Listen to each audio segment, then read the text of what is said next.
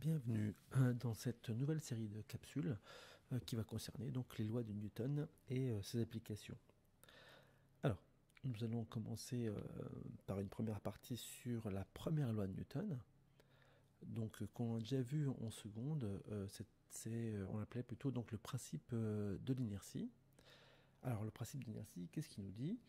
Il nous dit si le système était au repos, ou s'il était en mouvement rectiligne uniforme, avec donc un vecteur de vitesse v constant, si l'objet n'est pas perturbé, alors, s'il était au repos, il restera au repos, et s'il était en mouvement rectiligne uniforme, il restera donc en mouvement rectiligne uniforme.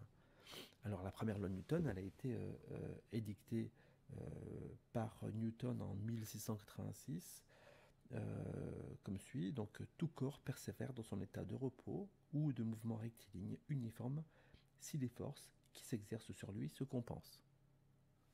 Donc si je traduis cette phrase, donc tout corps persévère dans son état de repos ou de mouvement rectiligne uniforme si les forces qui s'exercent sur lui se compensent, en mathématiques, ça veut dire que donc, le système n'est pas perturbé, la somme des forces extérieures est égale à 0.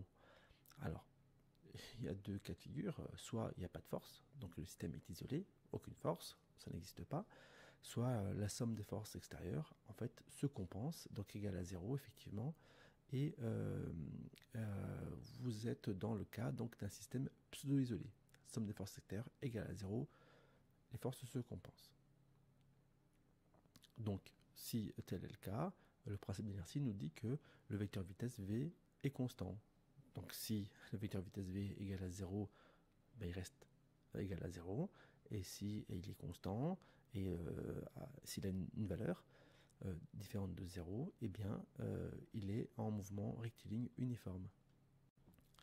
Alors tout ceci est vrai si on est placé dans un référentiel galiléen.